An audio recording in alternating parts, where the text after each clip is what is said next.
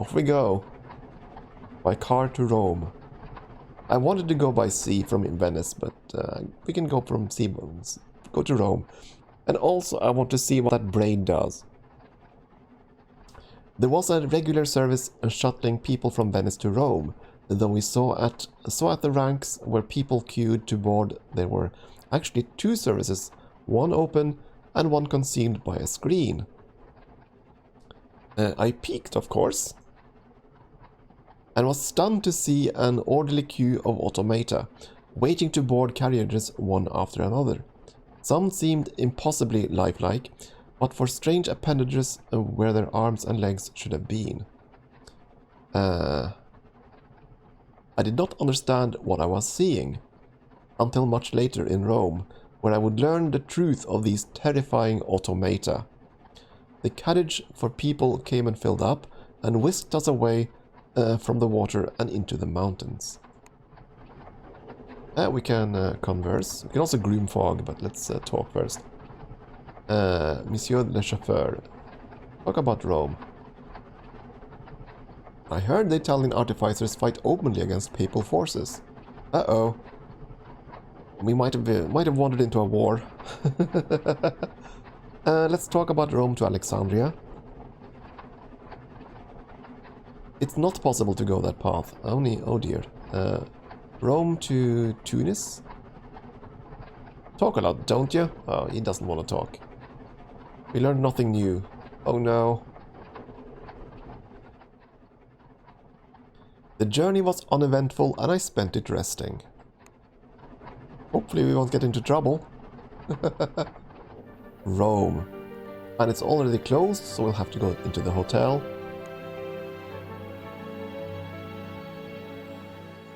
And our funds are going down quickly.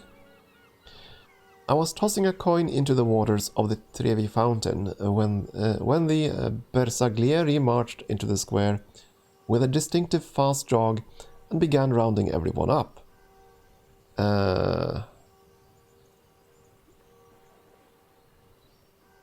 Oh dear. I tried to slip away before they reached me, an odd instinct to avoid the attention of the soldiery, whether guilty or innocent of any crime. Alas, there were too many of them to avoid. A lanky man with only the sparse beginnings of a moustache gestured at me with his rifle. No, in fact, his entire arm was a rifle, attached to his shoulder with iron bands inlaid with elaborate symbols. I looked up at his eyes. One of them was a clear light blue, the other covered with a leather eye patch mounted with a telescopic brass monocle. The other Bersaglieri soldiers sported similar modifications to their bodies. They were half man, half automaton. Come si chiama, the blue-eyed soldier barked. Of course I understood, but pretended not to. I opened my mouth to reply when someone jostled me from behind, and I turned to see a figure in grey reaching into their pocket and then tossing out a grenade. Uh-oh. Uh-oh. Chaos erupted. People began to scream and scattered in all directions. One of the Bersaglieri fired his rifle wildly at one of the Tritons grazing the fountain.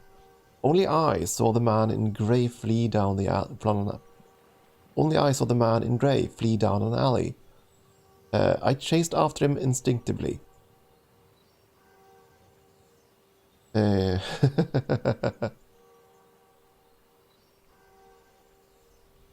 Clearly my innate nobility coming to the fore.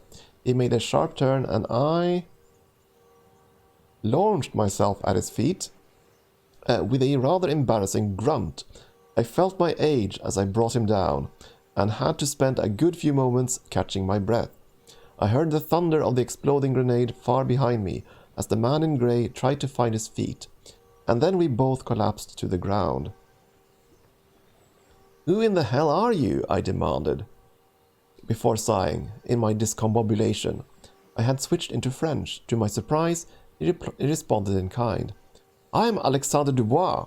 I'm a Zouave, sworn to the Pope," he announced haughtily.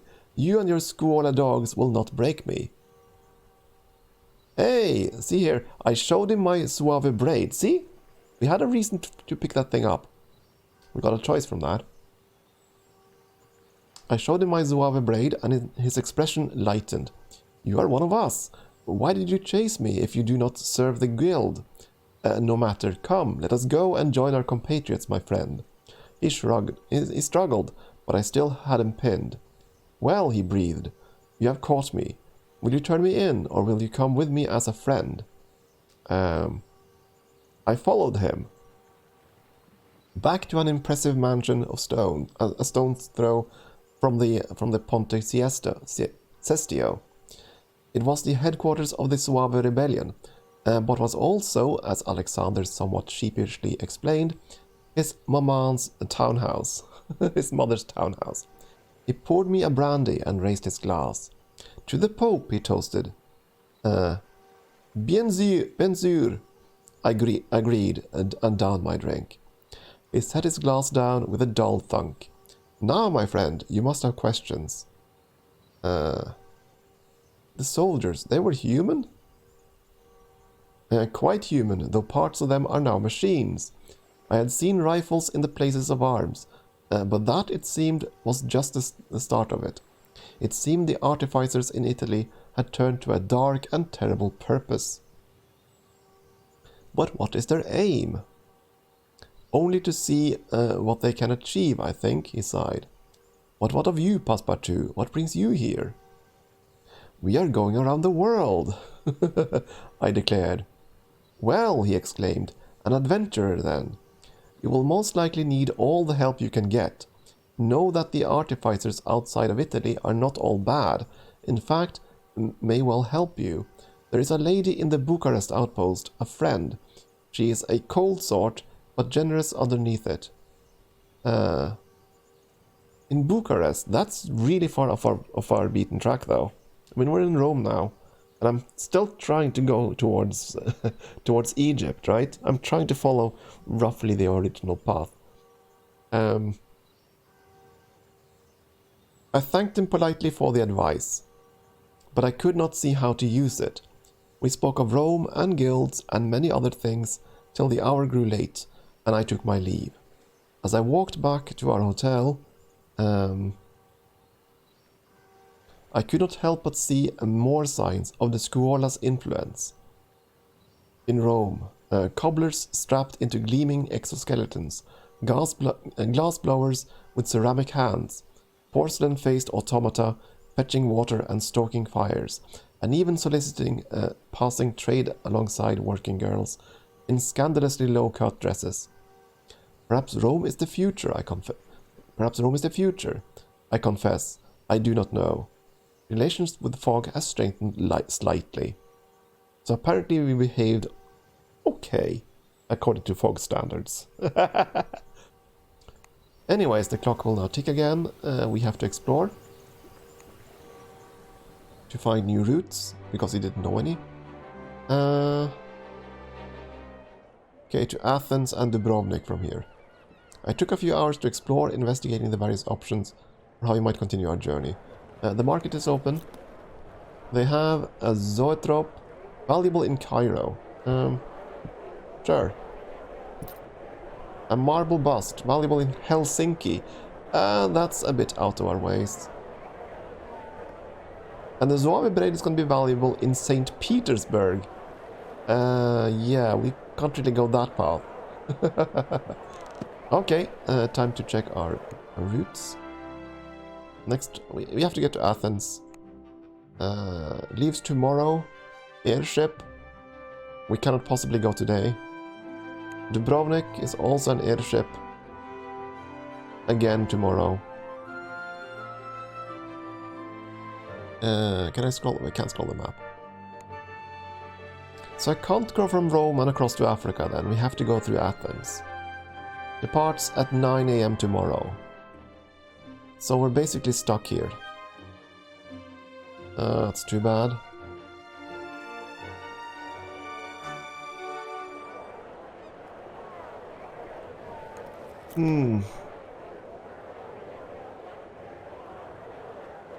And of course you got this thing now. Cairo, Izmir and Budapest. We want to go through those cities, if possible.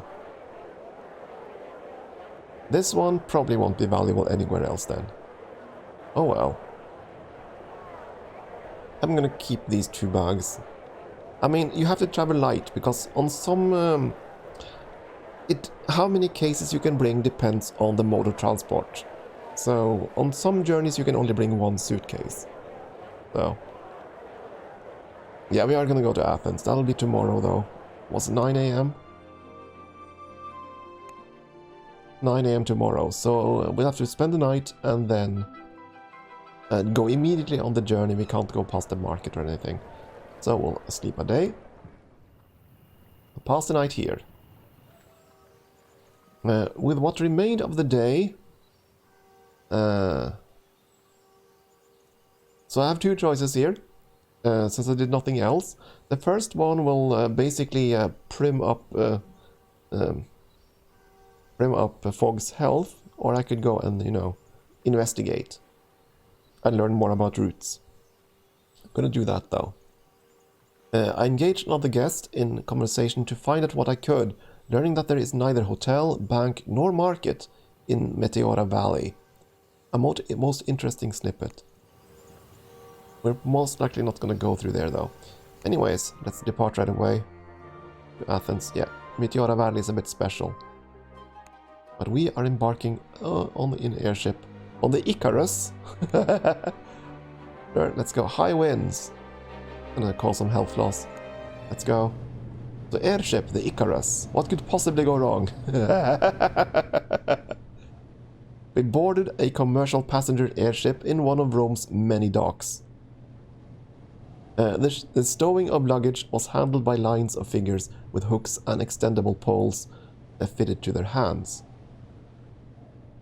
I watched with an acrobat's interest as they flung cases to one another, swung in and out of the cargo holds, moving about like monkeys.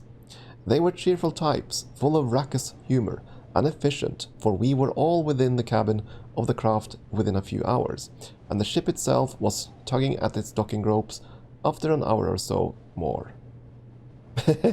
Yeah, it is a bit unfortunate of a name, isn't it? There are some interesting snippets like that. We'll see how things go. Let's converse. It's still with Mr. Fogg. Let's talk about our money. We are quite comfortable. Let's talk about your health. He's in roaring health, but you must make haste. Fine. I was hoping you were going to find some other passengers, but apparently not. The trip was long and somewhat slow.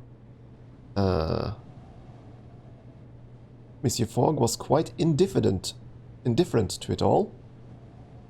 He peered through the window and nodded. Onwards and upwards, he declared. The airship crossed Italy, and we were approached by one of the cabin staff, a middle-aged lady whose serving tray was jointed to her left hip. Coffee? She asked. Would you prefer a press? Is there no wine? So keep in mind, we have to keep up appearances for Fogg, right? So ideally we want to ask for tea, obviously. If we ask for wine, he's probably going to be a bit upset. I shook my head at both. I want to see if there's a tea option. And she moved along to the next passenger, who ordered a coffee. Looking away for a moment, I did not see where she produced it from, but a moment later a cup was steaming on the tray. Italian women, they have hidden depths. Her relationships with Fogg has strengthened, you know, because we didn't ask for wine, we didn't ask for coffee. If there had been an option for tea, I'm fairly certain that would have been the good choice.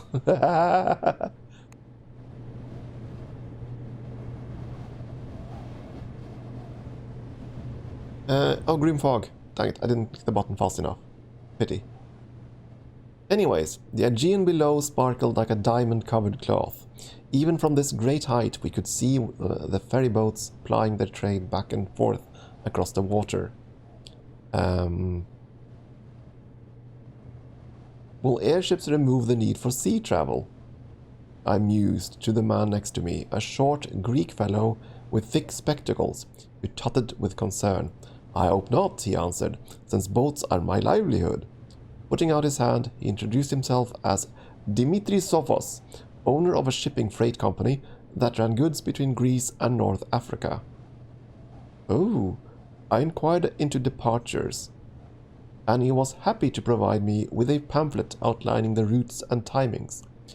The one of most interest was a sailing to Cairo, which was leaving tomorrow. We talked further about his home city, how glorious it was, its illustrious past and wondrous buildings. I had the sense that Monsieur Sophos, despite sitting beside me, miles up in the air beneath a hydrogen-filled balloon, was happy to live inside his imagination and several hundred years in the past. Okay.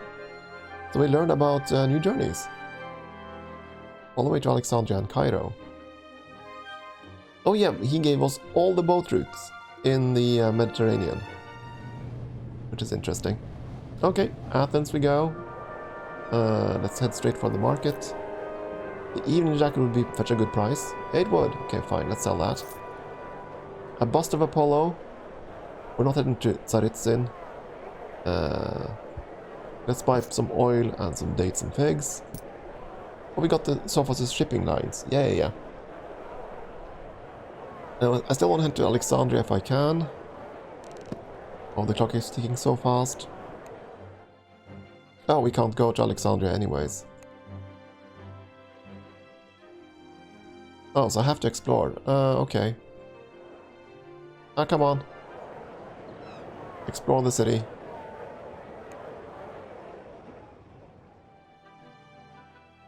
And now we find all the new routes. Oh, good lord, there are lots of them. My master was not, as a rule, particularly interested in the fabulous locales and exotic cities we journeyed through. Athens was the exception that proved the rule. His sudden interest was not limited to the city. He fixed me with a look. Do you speak Greek?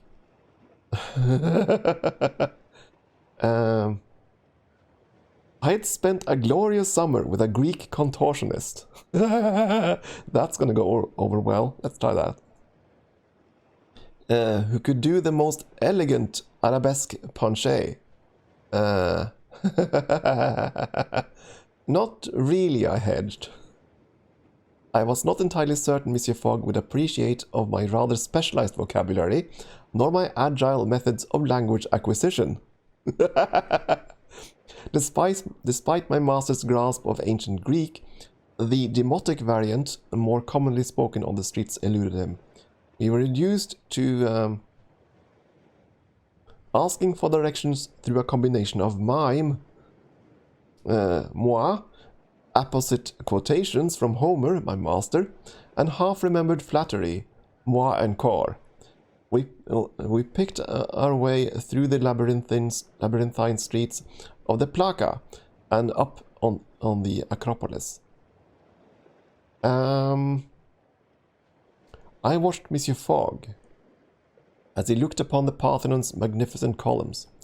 Though his lips did not so much as twitch, he looked for a brief moment joyous. I knew it. I knew that under the icy exterior and Englishman's reserve lurked a soul. It was impossible to feign such joy. See that?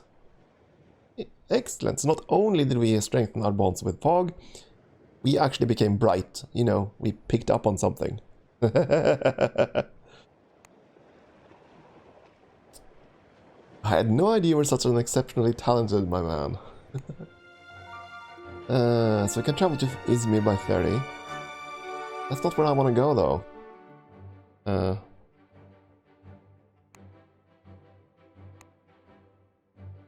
Okay, oh, I want to go to Alexandria at 8 AM tomorrow. I guess that's what we're going to be doing then. I assume we can stop in Alexandria, I hope so, otherwise we'll have to go a different route.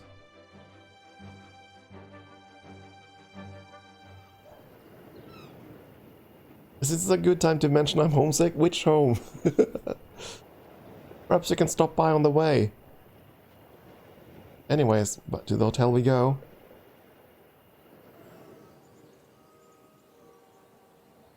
As night fell, I attended to Monsieur Fogg, ensuring he was comfortable with the hopes he would have a restorative night. Relationship strengthened and his health went back to full. Which is good. Okay, it's morning. Let's depart for... I assume I can't go to Alexandria. No, we have to go to Cairo. So we'll go to Cairo and see if we can stop over in Alexandria to sell that valuable item of ours. Bought in 58 minutes. Yeah, let's go. What could possibly go wrong on high seas? Sophos's Sophos's company ferry. It's gonna be a bit of a rough journey, I think. We found our way to Sophos's ferry terminal in good time and waved a greeting to the owner, who was visiting to inspect his fleet. Passepartout, he cried cheerfully. You will join with me and drink some Retsina. Monsieur Fogg lifted an eyebrow but said nothing. I would, I replied, but I cannot. We must continue our journey. Sophos nodded. Of course, I will not delay you. We clambered aboard Sophos's ferry, finding some space between barrels of olives and large packing crates that smelled of fish. Soon the rope slipped from its ring and we were away. So yeah, we could have done the other choice for information, but odds are Fogg would have been angry about it, you know. If you drink on the job, that's not the prim English manner, I suppose. We can converse though. Oh, there we go. Greetings, Madame Nicolai. Passepartout, welcome aboard. Let's talk about Cairo. The rumor is high yield can be reached from Cairo by Ottoman Geik airship, but the fare is very high. Cairo to Alexandria. Let's talk about Alexandria. Yeah, they will pay for zoetropes, that's true. And now I have to use items to make her happy and talk more. Let's use the dominoes.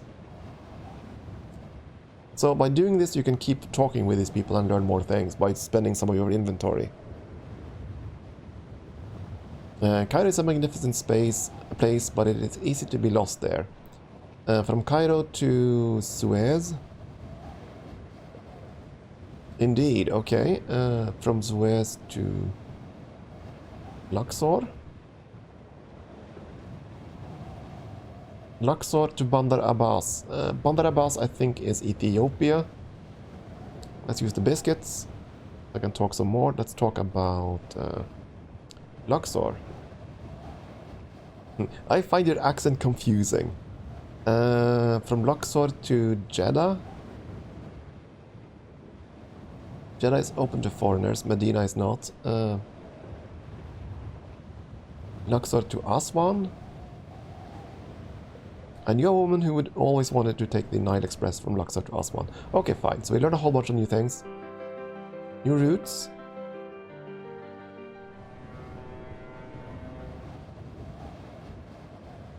It's in Iran. Okay, that's... Thank you for that, artist. We were away. Next stop, Cairo and the coast of Africa. A few hours later, the sun was lowering. The sailors were stretched out on the deck, enjoying a moment of calm. An hour or so later, they were swarming the rigging and the masts, and bringing us slowly into the bustling port of Alexandria.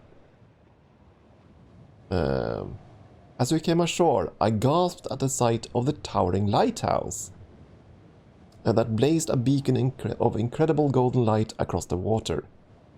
I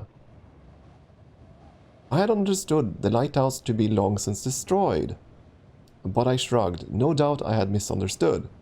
The sailors gestured for us to follow. But we decided to stop here, because I have a thing to sell here, right? So, for the night, rather than heading on to Cairo. The lighthouse was too intriguing.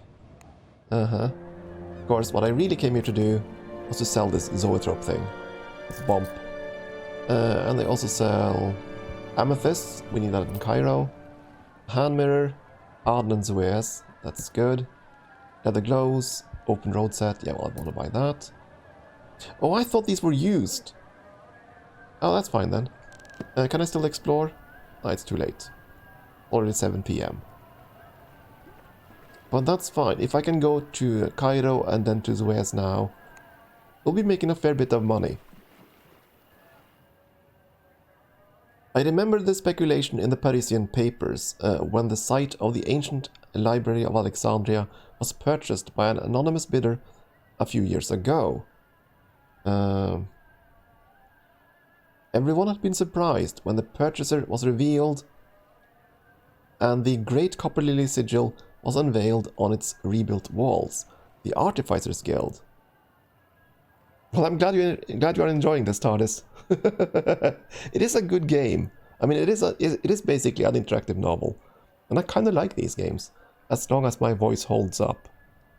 Let's see. I went inside. The long halls were cooled by some hidden, gently humming mechanism. The students moved about with calm fastidiousness, and naturellement, everything was in superb working order. Corridors were lit with electricity and doors slid open as they were approached. As I wandered the campus, I passed a room from which a curious green light flickered. I pushed open the door, why not, and was met by one of the strangest sights of my travels so far. A young woman labored over a projector of some kind, which threw light out onto the wall via a tiny aperture. The projected light showed not the wall, but rows of papyrus scrolls on shelves. What manner of contraption is this? I demanded, forgetting in my excitement that I was an intruder. The woman looked up and pushed a pair of spectacles onto her head. Who are you? She demanded. What gives you the right to barge in like this? I introduced myself. Passepartout, the most dashing valet in all of Europe. He looked distinctively unimpressed. Well, Passepartout, barging into experiments is not good for your health or for the nerves of the people you meet. But pray, what are you doing? I asked, hoping to make some peace between us. It is none of your concern, she replied, but a note of pride warmed her voice as she spoke. But I have been looking into the properties of light passed through a quartz film, and the effect is most extraordinary. She indicated the image of shelving projected on the far wall. It did look astonishingly... Oh god, no! So, the cat just jumped in front of the screen. That makes it difficult to read. Kitty, would you please not be in front of the screen?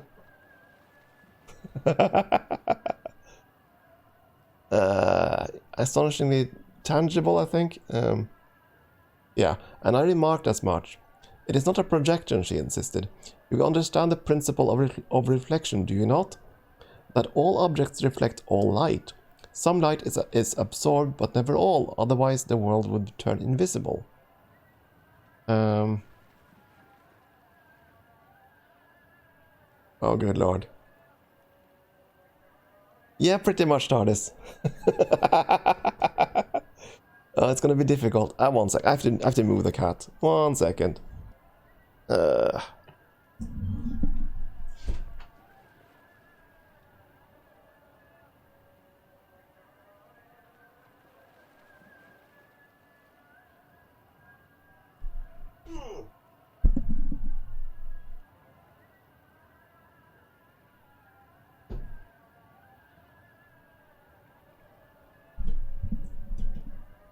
Oh boy. He'll settle down. He'll accept the loss of his favorite place, I think, I hope, I pray. We'll see. Where were we? What of it? Her manner became animated. Why, then everywhere contains not just new light, but old light as well, bouncing around, trapped like flies in a jar. One only has to filter it through something, say feed me quartz. She tapped one side of her projector.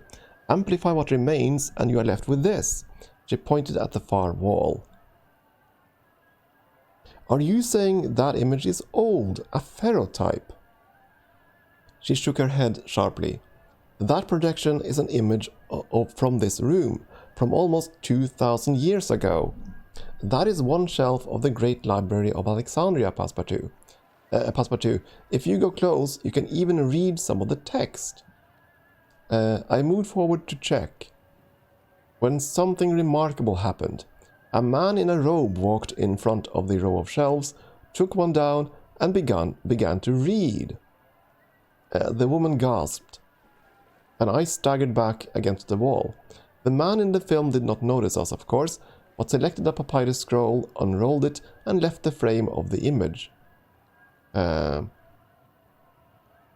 took a moment to recover. The woman stared at me, clearly doing the same. My friend, we have witnessed something incredible.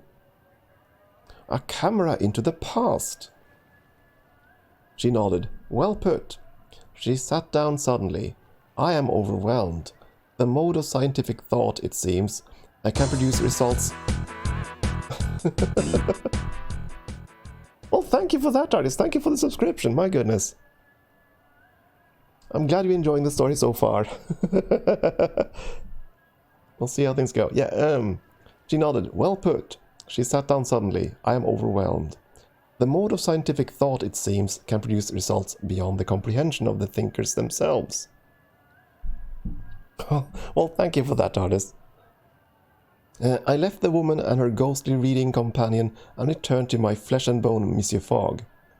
But I could not shake a chill. In the future, would people be able to see me walking these streets, boarding trains and boats with suitcases? Would our escapades become flashing images so detailed and yet so untouchable? And if progress could create such a thing, what next? I fancied I felt the fingers of future artificers guiding my very steps as I walked. So we are in Alexandria, and we have to explore first. I can't get to the market.